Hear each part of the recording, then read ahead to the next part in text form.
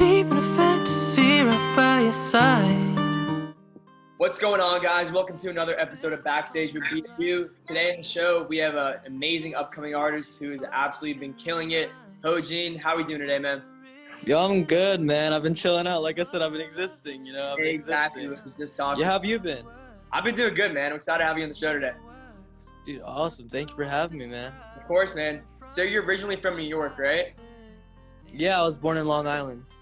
Dope. Where are you at right now? I'm sorry? Where are you at right now?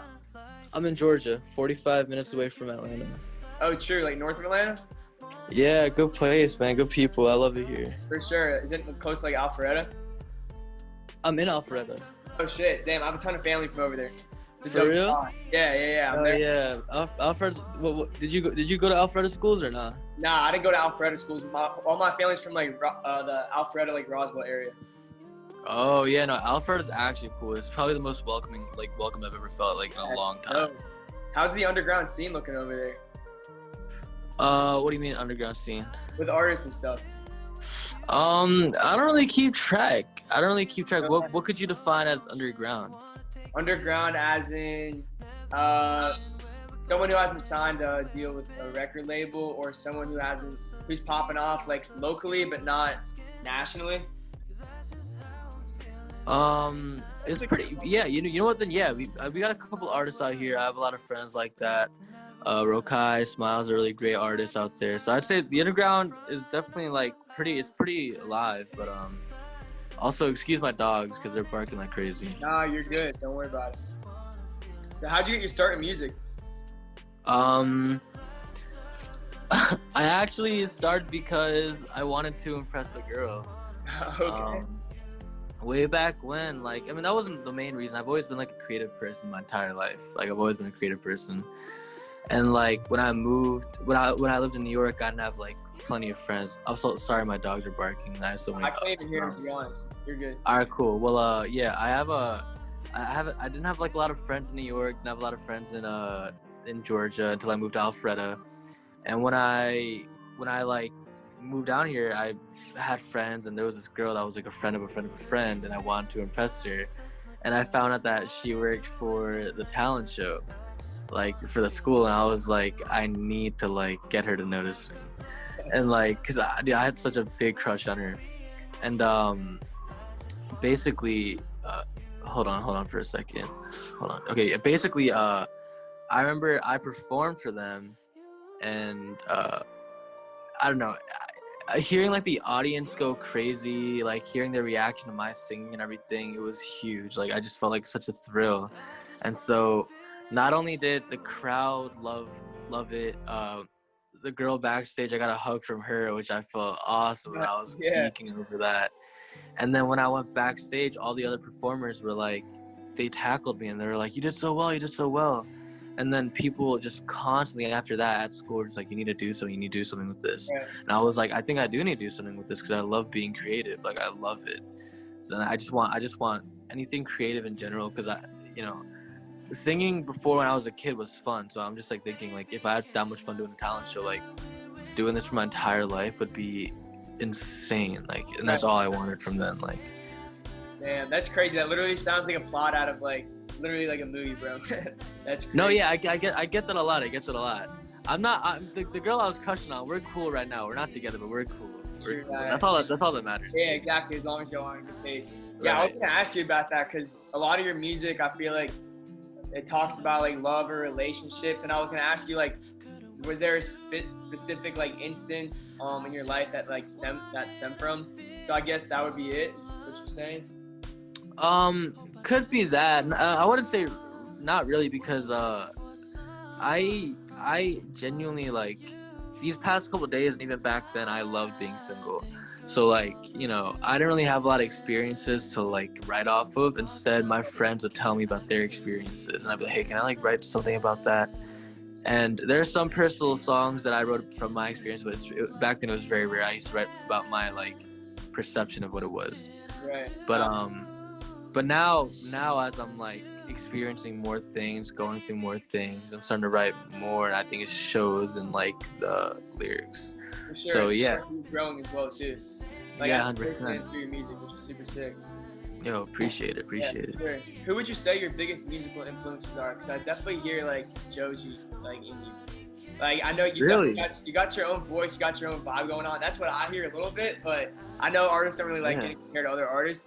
But I don't know. I don't really listen to a lot of Joji, but I know he's great. I know he's really good. But for musical inspirations, the thing about me is when I was growing up, I listened to a lot of like 90s, 80s R&B because it was just playing in the house at that time.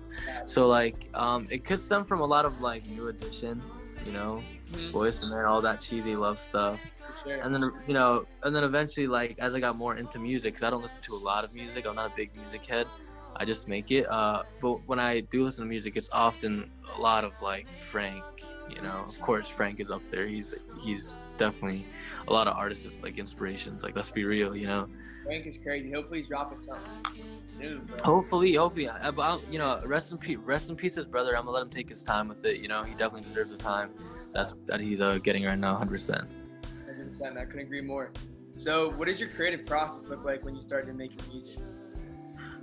Usually I get my guitar, I start with a chord progression that I really like, and I end up figuring out like all my chords are pretty similar, so like anyone that wants to learn my songs can probably learn it pretty quickly. But all my songs, I just do a chord progression I mess with, and then I kind of loop it. I kind of improv melodies on top of it. You know, if a lyric comes out, that's the feeling I get from those chords, and then that's what I do with the song. Then I bring it into FL Studio, which is where I make my beats, and then I just go from there. Whatever flows, whatever feels right. You know? That's super dope. So everything that like is produced is by you, basically, for the most part. Last year I actually had my first studio session at Arcade Songs, which is actually a great place down in New York. A great studio, really friendly people at that studio.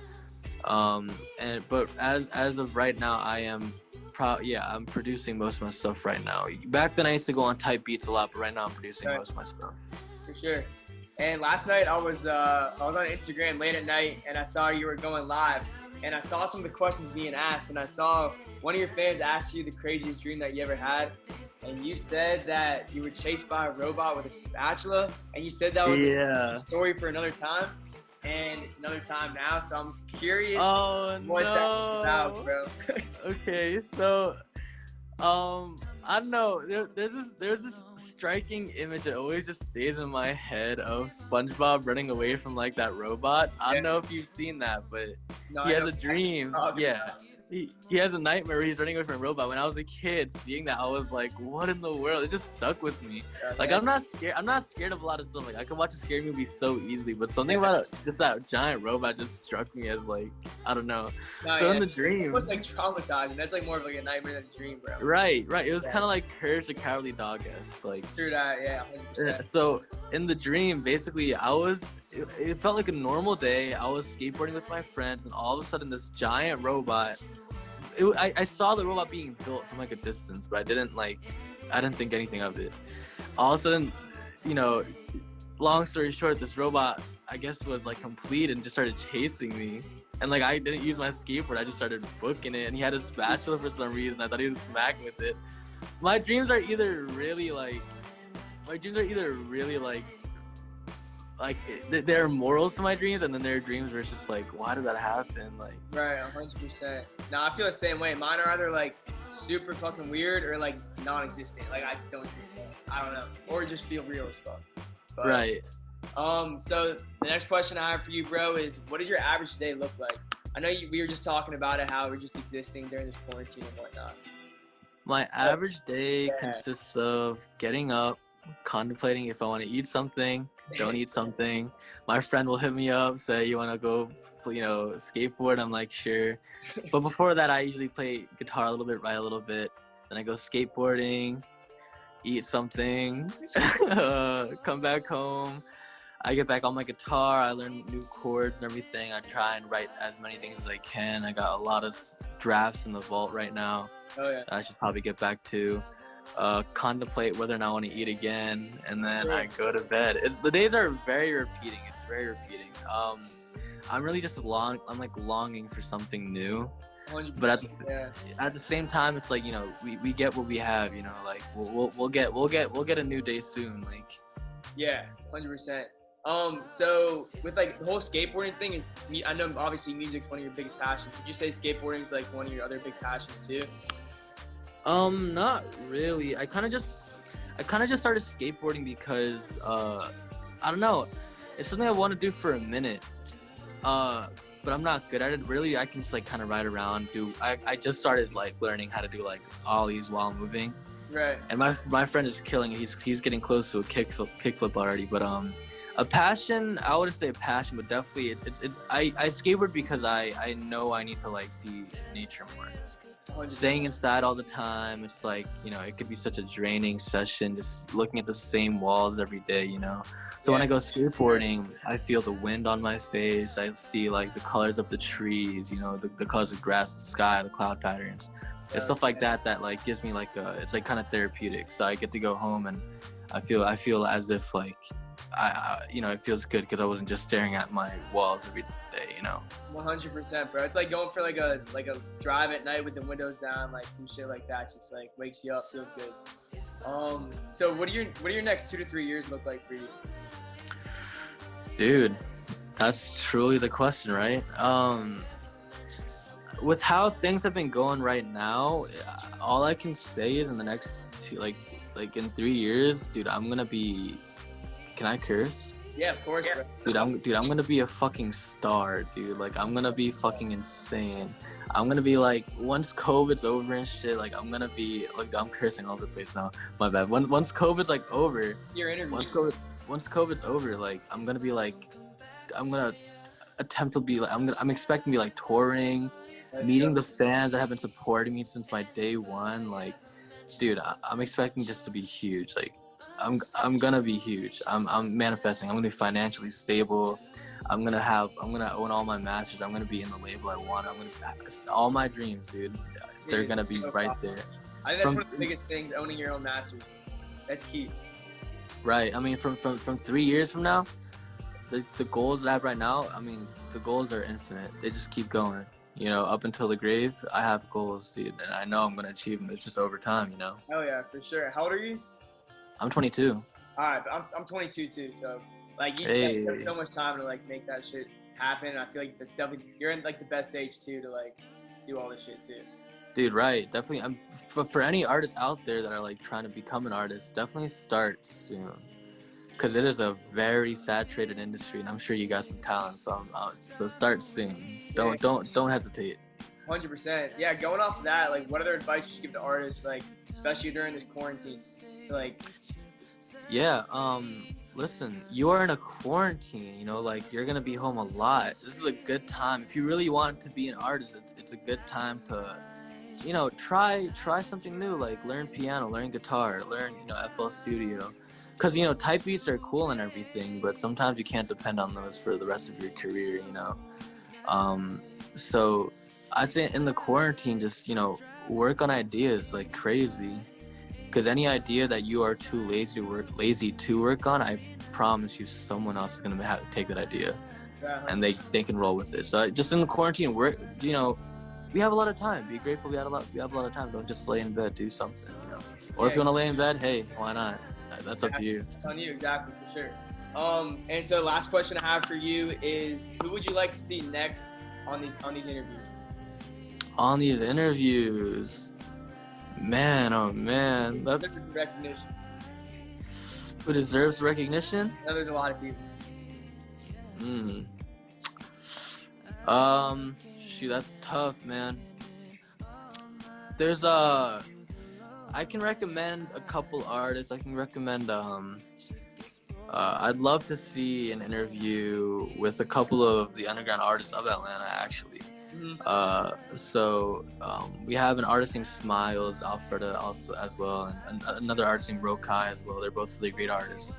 I think down the road, I'd love to see them succeed, because they are definitely like they're definitely like family to me. Like at a time where I felt like I was alone creative wise, they were definitely there to help boost me up. And like, there are too many stories where we would just laugh, and too many sessions of music where we were just having fun.